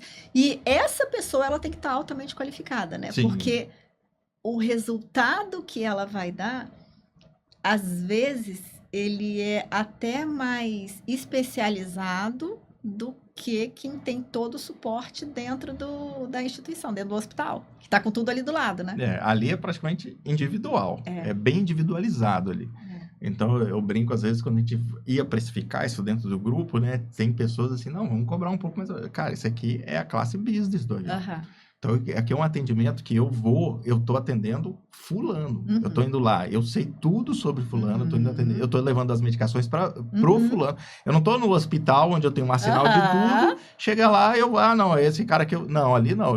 Eu estudei o paciente antes, eu estudei o procedimento antes, eu estudei o ambiente que eu vou estar inserido antes e eu vou lá fazer. Os riscos são maiores. Muito maiores. Apesar das pessoas imaginarem que a cirurgia é de menor complexidade, porque tá fora da instituição hospitalar, mas os riscos são maiores. Eu acho que as pessoas ainda não entenderam que muito do custo, do valor de algo, está baseado nos riscos. Sim. A comodidade, ela gera riscos e vai gerar preço. Sim. Não tem jeito. Então, a comodidade, esse risco, ele está embutido no preço, né? Você está fora do ambiente hospitalar, você não vai ter o risco dos processos hospitalares, né? De um erro, de falha de cirurgia segura, uma flebite, uma injeção inadvertida de medicamento, essas coisas assim vão estar minimizadas, mas os riscos que o profissional assume ao ir atender esse paciente fora do ambiente hospitalar, eles aumentam. E aí, por isso que a gente precisa voltar lá nos processos e protocolos de segurança. Vou te perguntar uma que você não precisa me responder se você não quiser. O que você olha, o que você analisa quando você vai fazer um procedimento ambulatorial em termos de estrutura e de liberação de vigilância, de tudo? Como que vocês conseguem organizar isso?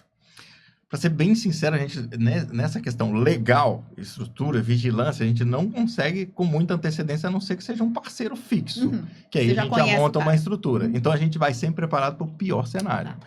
Desde um DEA, Uhum. que a gente leva, cilindro Ok. de oxigênio, medicações de emergência, Vai tudo como vai tudo Ok. com a gente. Uhum. É para vencer e Ok. não usar. Ok. Graças a Deus. Ok. Mas é igual o seguro do carro. Então você gerencia para que qualquer coisa que não funcione, você tem ali como Eu resolver. tenho a mão. Ok. Pelo menos para eu dar aquele suporte Ok.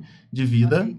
para as complicações que eu sei que eu posso Uhum. sofrer naquele momento. Ok. Quando é uma clínica já fixa, Uhum. que a gente conhece, Uhum. então ali a gente já estrutura alguma coisa Uhum. para deixar lá mesmo. Uhum. Então Uhum. já deixa um DEA, a gente já sabe que tem, a gente ajuda a montar o carrinho de emergência, procura saber se tem rede de oxigênio, se não tem, Uhum. mas a gente sempre leva também para o pior cenário possível. Então, até o valor, o preço, vai considerar o seu nível de risco de um local que não tenha nada, de um local que já tenha um nível de estrutura, de um local que tenha outro nível de estrutura. Então, você tem que considerar no seu preço, aquele que você está levando tudo, ele vai precisar ter um preço aí diferenciado do que teria em outro ambiente que já tem minimamente uma estrutura preparada. Sim.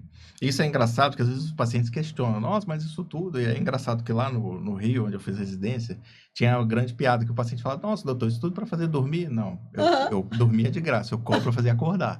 Mais ou menos isso, top. Nossa, eu tenho que gestão, guardar você essa vai ter daí. qualidade de vida, mas não vai ganhar dinheiro. Mas eu não vejo dessa forma, até porque quando eu faço a gestão, eu estou assumindo risco por toda a instituição. Todos os pacientes que estão internados no hospital onde eu sou diretor, eles têm responsabilidade minha inserida. Por mais que ali eu não faça assistência, eu não estou no processo assistencial, mas eu estou inserido em todo o processo hospitalar.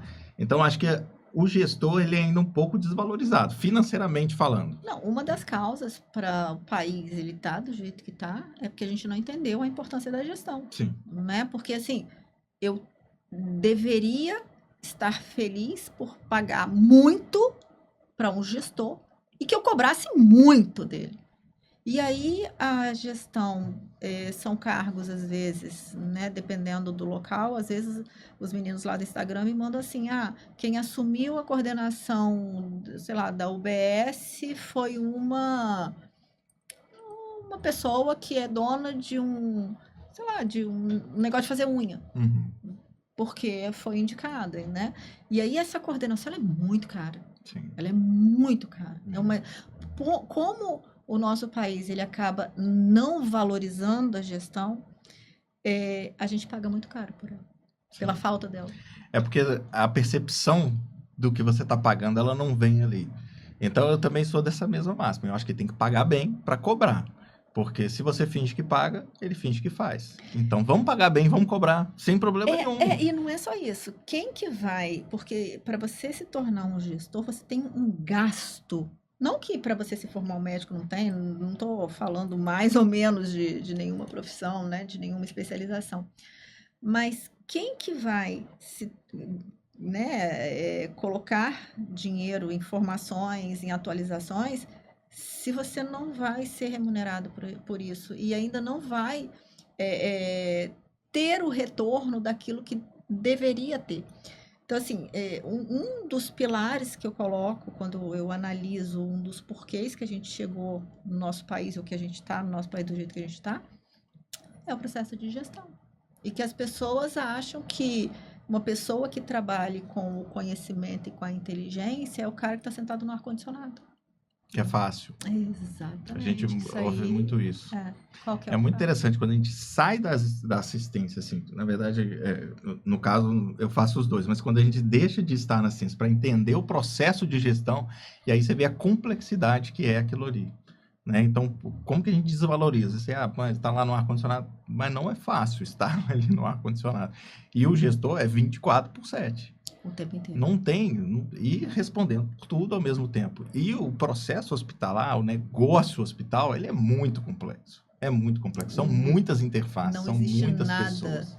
As pessoas falam que, porque aconteceu um evento. As pessoas não têm ideia de que o número de eventos que acontece normalmente, ele é pequeno perto da complexidade, número de interface, número de processos, pessoas trabalhando ali. E agora temos a qualificação também. As pessoas não têm ideia do tamanho que é aquilo. É gigante. Tem um slide que eu uso em algumas aulas que eu vou fazer sobre a questão dos processos. Aí tem um mapinha lá que mostra quantos processos tem na hora da alta do paciente. Se eu não me engano, são 117 processos só para o dia que o paciente vai embora. As pessoas não entendem. Porque, assim, o médico vê o lado dele, não, atestado, laudo, não sei o quê. Só que tem a farmácia, tem a nutrição, tem a enfermagem, tem a hotelaria, tem todos esses processos rodando ali para que aquela alta seja efetivada com Tem segurança e qualidade. O esgoto, água, luz. Porque assim, gases, porque as pessoas acham que basicamente são. Não, é um mundo aquilo ali que tem que estar tudo conectado, tem que estar tudo funcionando. E as pessoas não têm noção da complexidade e não dão valor até que o caos se instale. Aí a coisa começa a funcionar de forma diferenciada. Então vamos lá. Doutor Marcelo, maior erro que o profissional pode cometer? Profissional médico, profissional anestesista. Anestesista. A gente está falando. É. Eu acho que o maior erro é o que a gente vem falando aqui. Ele deixar de entender onde ele está inserido. Qual que realmente é o papel dele ali dentro do sistema de saúde. Então você acha que a anestesia tradicional é o maior erro hoje? É. Vitor, maior erro que o profissional pode cometer? Então, vamos lá. Agora eu vou trazer conceitos antigos, né? Parar de pensar na melhoria contínua, na organização da sua estação. Ele vai um pouco de encontro também à opinião do Marcelo, né? Que não é uma opinião, é uma verdade, essa é a realidade. Mas que é entender processos de melhoria contínua como sendo essenciais. Você não tem nenhum benefício em fazer isso. Você tem que fazer isso. Isso já é realidade. Tem que se adequar, que seja, como você disse, que seja na inteligência. Se não for na inteligência, que bom que seja pelo amor. Senão, vai ser na dor, que você vai perceber isso. Maior medo do anestesiologista nos próximos 10 anos? Eu acho que é a substituição. Tanto por profissionais mais baratos ou pela inteligência artificial. O que bate a porta agora é o profissional mais barato, né? Mas a inteligência artificial também é um medo. As pessoas não sabem trabalhar com isso. Não. Essa eu não tenho opinião diferente, não. É isso aí, né? É o medo de ser substituível. Você pensar que ninguém é insubstituível. Então, perceber de alguma forma que você se torne essencial, mas você vai ser substituível. A tecnologia vai acabar com o mercado de anestesiologia ou vai trazer novas oportunidades? Novas oportunidades. Para o profissional que souber fazer a leitura e souber se inserir nesse novo mercado. Isso aí não tem jeito, é o que o Vitor acabou de falar. Não tem como barrar isso aí. A gente vê ainda pessoas que tentam colocar barreiras com métodos antigos e tudo mais, para que, não, isso aqui é nosso, ninguém vai mexer, mas não tem jeito, isso vai acontecer com a gente, sem a gente e apesar da gente. Mas o impacto não vai ser tão grande para anestesia quanto para radiologia? Não, com certeza não. Patologia? Algumas outras especialidades vão sofrer mais rápido e mais do que a gente, mas todas vão sofrer em algum grau. Bom, se você não fosse um anestesiologista, o que você seria? Piloto de avião. Ou seja, sou apaixonado por aviação. Não seria saúde? Não seria saúde. Sou apaixonado por aviação, acho que é muito legal. Gosto muito do processo, por isso que eu acho que tem a ver, né? Eu sempre falo com os pacientes, com os residentes, isso aqui é igual um voo, é decolagem, manutenção e pouso. Quanto mais monótono tiver sua anestesia, melhor ela está sendo. É aquele voo que o cara está batendo papo realmente, então... Tá tudo bem. Se Deus quiser, eu acho que um dia ainda tiro o meu brevet. Que legal, que legal. Vitor Hugo. Então, vamos lá, que minha história é um pouco diferente, né? Então, se eu não fosse anestesiologista, eu acho que eu seria desenvolvedor de carreiras e pessoas. Eu tenho para mim que eu gosto de ajudar pessoas. Isso eu acho que a minha vocação é ajudar pessoas.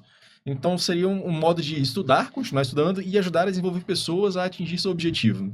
Legal. Ou achar o objetivo, ou... mentorar pessoas exatamente. dentro do conhecimento técnico. Exatamente. Legal, legal. Se pudesse mudar uma única coisa na anestesiologia hoje, o que você mudaria? Nossa, Pesada pergunta. mudar uma coisa na anestesia? Bom, eu venho de uma realidade onde o anestesista é do cirurgião, né? O Rio de Janeiro, ele funciona dessa Tá. forma. E eu gosto muito desse modelo, porque eu acho que ali está todo mundo trabalhando em conjunto pelo benefício do paciente. Equipe. Se eu pudesse mudar alguma coisa na anestesia do Brasil, eu tornaria isso obrigatório. Eu gostaria de ter a minha equipe cirúrgica e atender os meus pacientes, o paciente saber o meu telefone, saber que ele vai ser anestesiado por mim, saber que ele pode me contatar no pós-operatório se ele tiver qualquer dúvida. Eu não queria ser só ele me conhecer dentro da sala e depois Fazer nunca mais parte me do ver. processo. Eu quero fazer parte do processo. Eu Você quer quero fazer parte da linha. eu quero ver o que eu mudei na vida daquela pessoa, entendeu? Ó, isso foi bom, doutor, eu gostei disso, isso me trouxe segurança, isso não trouxe. Então, se eu pudesse mudar alguma coisa, eu gostaria de mudar o modelo. Eu gostaria de ser integrante da equipe cirúrgica. E aí, essa mesma equipe que normalmente trabalha em poucos hospitais, então ela conhece ali os processos, os protocolos, as equipes, ela não traz uma insegurança por desconhecer, por chegar em uma determinada instituição e começar a trabalhar. Normalmente ele já está vinculado ali às instituições, faz parte do corpo clínico da instituição. Geralmente o cirurgião tem as preferências, né, de hospitais, até Sim. mesmo aqui a gente vê isso, né? Sim. É só a anestesia aqui com um modelo um pouco diferente. Uhum. Então, enquanto estava lá na residência, depois de formado, eu ainda cheguei a ficar alguns meses no Rio, era isso aí. Eu sei que o doutor fulano opera no tal hospital e vai ser tal hora, então a gente chegava uma hora antes. E passava no quarto do paciente, conversava com o paciente, ia para o centro cirúrgico, preparava a sua sala. E aí, você não ter rotina naquele hospital era até bom, porque aí você pega pelo excesso. Então, você testa tudo sempre. Você vê se tem tudo que você quer usar. Porque, às vezes, você ir muito para o hospital, você fica caindo naquele... Não, eu sei que tem. E aí, às vezes, você está precisando e aquele dia não tem. Sim. Então, testava tudo, acabava a cirurgia, você esperava o paciente recuperar, mandava para o quarto, passava no quarto e depois ia embora para fazer outra cirurgia, outro hospital. Era muito legal. Você faz parte de todo esse fluxo Sim. de atendimento. Muito legal. E aí você faz anestesia personalizada. Você sabe o que aquele cirurgião gosta, você sabe o perfil de paciente que ele atende. É muito, muito interessante. Sai um pouco da linha de produção. Muito legal. O que você mudaria? Vamos lá. O que eu gostaria de mudar na anestesiologia? Para as pessoas observassem o impacto de uma boa anestesiologia para o resultado do procedimento do paciente. Que a gente tem três coisas que impactam no resultado. A destreza do cirurgião, óbvio, cirurgião, o que o anestesiologista faz e o próprio paciente. O que fica em evidência é só o cirurgião, que isso seja alguma coisa que, meu Deus, Não que é uma desvalorização. disputa. Não é disputa. O cirurgião ele é o que realiza o ato nobre, ele que faz, que estudou para aquilo, mas o anestesista tem um grande impacto no resultado da doença. Também o paciente tem, mas o anestesista tem um grande impacto e com isso eu tento sempre fazer minha anestesia para impactar para o benefício do paciente e do cirurgião. E muitas das vezes isso não é valorizado, não é reconhecido. Então, acho que seria mais um reconhecimento da própria especialidade, né? Eu às vezes fico preocupada quando algumas pessoas falam sobre reconhecimento de pessoas de especialidade e tudo mais. Vocês acham que vocês fazem marketing? A gente tenta fazer marketing, mas é difícil. Até porque, como o Vitor falou, às vezes o cirurgião não entende a importância do anestesista. Mas não é por falta de Sim. fazer um marketing? Eu lembro uma vez que a gente fez um marketing bem interessante falando que o anestesista era o piloto do avião. E eu lembro como isso repercutiu. Não, mas não é. Esse aí eu não faria. Esse aí eu não faria. Eu lembro como isso Esse repercutiu eu não nos faria. cirurgiões. Né? Então a gente é o quê? A gente é aeromoço? Não é isso que eu tô dizendo. Eu tô falando o marketing individual mesmo, no corpo a corpo. E tipo assim, eu sei que vocês já estão fazendo esse tratamento diferenciado com o cirurgião, perguntando como é que eu posso melhorar para você, como é que é isso, como é que é aquilo. E no final, não sei se vocês fazem o briefing, o debriefing, né? Porque não estamos muito acostumados a isso aqui. Mas voltar com o cirurgião, e aí, olha, nós fizemos isso durante esse procedimento, como é que foi para você, isso aqui que a gente fez, não sei o quê. Vocês conseguem fazer esse debriefing, marketing? Não nesse nível, assim, mas a gente consegue fazer mais macro, né? Então a gente tem no mínimo um NPS ali dos cirurgiões. É lógico que a gente pergunta para os cirurgiões, né, sobre os resultados dos pacientes que a gente anestesiou. Pô, e como é que ficou aquele paciente? Ficou bem? Você achou que ficou legal? Ou às vezes eles mesmos voltam para a gente falar, ó, aquele cara ficou ótimo, aquela técnica que você fez foi legal, eu gostei. E tem alguns cirurgiões que são mais fechados, então eles querem que você faça só aquilo mesmo e não quer que você tenha contato mínimo com o paciente. Então, hoje não é uma rotina você explicar ou falar, enfim, acordar, a palavra acho que não é acordar. Qual é a técnica? O que que vocês vão utilizar? O que que vocês vão fazer? Então, isso é uma coisa que eu já trago comigo, eu já faço isso. Por ser residente, eu sei que eu vou estar no hospital no outro dia, eu vou conversar com o paciente, vou ver como é que ele ficou, eu vou analisar, eu vou ver como é que ele ficou de dor, vou conversar com o cirurgião, e aí, como é que foi, como é que ele está recuperando. Eu me preocupo com isso por questão de marketing próprio, né? Eu não consigo fazer um marketing para mais pessoas, mas eu tento sempre fazer meu marketing próprio. Vamos supor, toda vez que faço uma cirurgia cardíaca, eu faço alguma mudança na anestesia, eu sempre vou ver todos os dias como é que o paciente está, para ver como ele recuperou e converso com o cirurgião. E se gostou disso, gostou daquilo, o que a gente pode melhorar junto? Porque eu sei que a gente é uma equipe, né? E muitas pessoas não entendem isso, mas a gente é uma equipe e as pessoas acham, você só serve. Não tô lá para servir. Eu tô lá para ajudar junto com o cirurgião para a gente chegar no melhor resultado.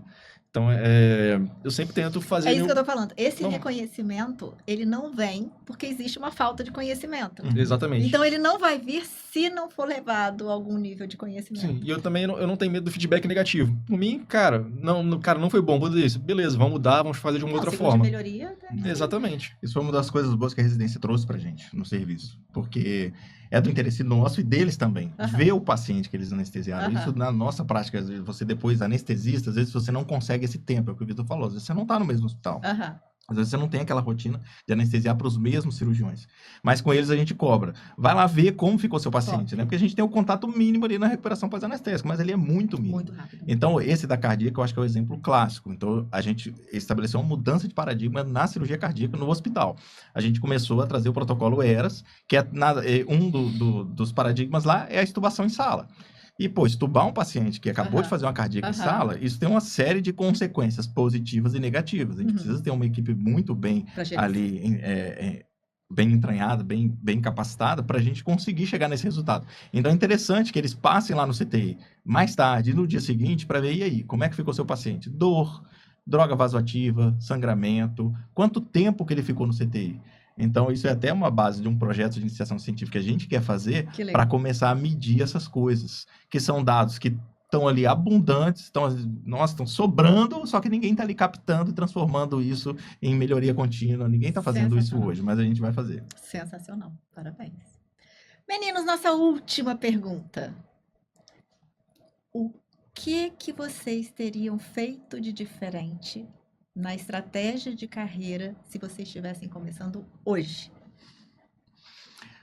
Eu não sei, eu acho que eu não teria feito nada diferente, porque até os erros que eu cometi, eu acho que foi um aprendizado bastante interessante. Fizeram parte. Eu acho que não faria nada de diferente, não. Talvez o curso de gestão um pouco antes, mas talvez não tenha maturidade para fazer no momento. Então, eu acho que eu tô satisfeito onde eu estou, da forma como eu estou hoje. Apesar de nem sempre conseguir alcançar os resultados que eu espero, mas isso não depende só de mim, mas eu acho que hoje eu tenho um nível de maturidade para enfrentar os desafios que são propostos, para sentar na mesa e conversar sobre números, sobre gestão, sobre assistência, aprender sempre. Então, eu acho que eu não faria nada diferente, não, na carreira. Eu estou muito satisfeito, eu também estou muito satisfeito no momento que eu estou, na minha escolha de vida, na mudança de carreira. Então, acredito que eu ter feito engenharia antes também me deu uma certa maturidade, ter trabalhado antes, ter convivido com outra realidade, me deu um certo conhecimento para estar aqui hoje e estar feliz como eu estou hoje. Olhando para daqui 10 anos, tá feliz? Sim. Eu quero estar cada vez mais na gestão. Então, eu já comecei a fazer um curso de gestão, então eu sempre planejo minha vida para, no final do ano, daqui a 3 anos, daqui a 5, daqui a 10. Então, eu sempre estou planejando minha vida para onde eu estou, onde eu quero estar e onde eu vou estar daqui a 10 anos. Então, sim, estou feliz. Parece meu filho. Não sei porquê, né? Deixa eu perguntar agora uma coisa. Por que vocês não estão com medo do futuro como as outras pessoas estão? Eu acho que é oportunidade. Você acha que é oportunidade? Eu acho que o futuro é oportunidade. Sabe qual é a minha percepção? Vocês conseguiram ler o futuro e aceitar o presente. Vocês conseguiram aceitar o presente e ler o futuro. Na verdade, é o contrário, né? Eu acho que por conseguir adaptabilidade, se adaptar para mim é a palavra, né, que existe hoje para mim é adaptabilidade. Para mim, vocês dois têm um potencial de adaptabilidade assim que é gigantesco. Então, vocês conseguem enxergar o que existe para hoje, se adaptar ao que existe para hoje, lê um futuro próximo, que talvez precise aí de se, né, enxergar, reorganizar e tudo mais, e conseguem ficar de boa com isso. Olha pra lá e dá um recado pro cara que tá lá do outro lado. Que responsabilidade. Fala né? com ele, fala assim, meu filho, acorda aí pra vida, é o que tem, bora lá. Eu acho que é o que você falou, acho que é capacidade de adaptação. As mudanças, elas vão acontecer com a gente, sem a gente, e apesar da gente. Eu acho que a gente tem que ter essa capacidade de leitura das coisas. A gente tem que saber conversar com a gestão. A gente que é só da assistência, quem é só da assistência, tem que saber conversar com a gestão. Quantas vezes a gente vai conversar com a equipe médica? Não, mas eu sou bom nisso. Mas você é bom como assim? A pessoa não sabe nem levantar os dados da própria especialidade, não sabe nem se vender como negócio. Eu acho que o médico ele tem que se entender como negócio, sabe? Ter um nível de conversa com a gestão, entender as limitações da gestão, que é uma coisa que eu sempre tento trazer para as negociações. Pô, se eu pudesse, eu pagava o máximo. Eu não acho que você não merece, mas infelizmente tudo é finito, tudo tem um teto. Então, eu acho que o médico ele tem que ter essa capacidade, dessa visão da gestão, do negócio medicina, do negócio dele, ali, o negócio da empresa. A gente foi obrigado a virar PJ por uma forma de contratação. Então, eu achei engraçado, assim, e isso eu nem sei como me deu, mas quando eu voltei aqui para o Espírito Santo, as empresas de anestesia nem logotipo tinham. Eu falei, como que pode existir uma Como empresa que não é uma que não empresa. tem nenhum logotipo? Então, na verdade, era um conjunto de médicos que eram sócios para receber. Para receber. Então, a gente começou com essa questão de ter logotipo, de ter um site, de ter um Instagram, de divulgar a informação. É lógico que nada é perfeito, então a gente tem muito a melhorar, até porque a gente não consegue trazer essa visão para todos os sócios. Nem todo mundo entende a responsabilidade de ser um sócio de uma empresa, né? Mas se pudesse dar um Mas conselho... é o caminho. É o caminho sem volta. Seria isso, é estudar negócio. Vamos lá, vamos Rola gostar de mentoria negócio. se a galera quiser? O que eu tento sempre fazer, assim, para pensar? Eu penso sempre que todo mundo é meu cliente na sala. Todo mundo é meu cliente. Eu converso com o cirurgião, pergunto, e aí, o que você quer, cara? Como é que tá? Vamos lá, a gente pode melhorar isso daqui? Eu acho que eu já disse isso, mas para reforçar, vamos supor, alguns cirurgiões já me procuraram para meio que ser exclusivos dele. Só pelo tratamento, a experiência do cliente. E tanto a experiência do cliente cirurgião, como a experiência do cliente paciente. É isso que eu tento englobar para mim. E tento mostrar para as pessoas isso também. Mas Quando o paciente vai ser operado, não sentir dor é o mínimo. Dormir durante a anestesia é o mínimo. Então, isso aí, gente, isso aí não... Assim, não tem o que eu falar para ele. É a mesma coisa comprar um carro. Você pode comprar um carro de 50 mil, um carro de 100 mil. Qual a diferença? Os dois andam para frente, para trás, não chove dentro, mas a experiência que você tem dentro do carro é totalmente diferente. Um carro de luxo. Então, é o que o Vitor falou. A experiência do paciente. O paciente não queria estar ali. Ele não queria estar ali. Mesmo se for uma cirurgia eletiva, uma cirurgia estética, eu tenho certeza que ele não queria estar ali. Então, pô, já é um lugar pesado, um ambiente pesado. Como é que eu vou mudar a experiência? O desfecho é o menor dos problemas dele ali. Então, inclusive a gente vê isso às vezes em alguns processos médicos que, na verdade, o que faltou ali foi realmente a experiência do paciente. Às vezes o resultado foi o que ele esperava, mas ele não gostou da experiência. Vocês estão chegando num ponto que vocês já chegaram no nível de segurança tão alto que vocês já partiram para a experiência, né? Locais que não chegaram no nível de segurança tem que ter muito cuidado em fazer experiência. Locais e pessoas que já chegaram no nível técnico, né, de qualidade e segurança, daí para frente a experiência. Então, um paciente em determinados processos, ele é um paciente, em determinados processos, ele é um cliente. E aí você está falando, você precisa adequar processos de assistência, no qual ele é um paciente, tem que ser seguro e de qualidade, com processos administrativos, de encantamento, de experiência, no qual ele é um cliente. Eu não posso, de jeito nenhum, abrir mão da segurança do paciente, né, para fazer a experiência do cliente, e nem o contrário, né, que não existiria, porque aí a gente não está fazendo assistência. Só que vocês já chegaram num nível tão alto de segurança e de experiência que para vocês já colocaram tudo no mesmo saco. Entendeu? Eu acho que não dá para separar, tem que sempre englobar tudo para se agir de uma forma que seja... O interessante, às vezes, de separar é só para você ter certeza do que você não pode abrir mão. Só para isso, né? Quando você separa, olha, isso aqui são processos de assistência, isso aqui são processos de segurança. Desses aqui, eu não posso abrir mão da segurança Sim, pela sim. sua experiência e explicar o porquê você não pode abrir mão Sim. pela experiência. Mas esses outros aqui, que são de experiência, esses aqui a gente pode abrir mão dentro do que você desejar. Isso é interessante que você falou, de separar para não abrir É. mão, porque às vezes as pessoas Aham, abrem mão dos aham, processos de segurança para o aham, paciente ter uma aham, experiência aham, melhor. E aham. isso É, é comum, sofre um pouco com isso, É. porque o anestesista é o cara chato da segurança. É. É o cara que às vezes não vai abrir mão da segurança em o prol nível da. de segurança que vocês já chegaram é muito mais alto do que das outras áreas, por isso que vocês já estão falando de experiência como que se fizesse parte do mesmo processo. Arrasaram. É tudo questão de como falar e como comunicar, né? A comunicação é uma arte. Então, consegue transformar uma negativa em uma experiência positiva para o paciente. Tudo questão da forma de falar, a habilidade com as palavras.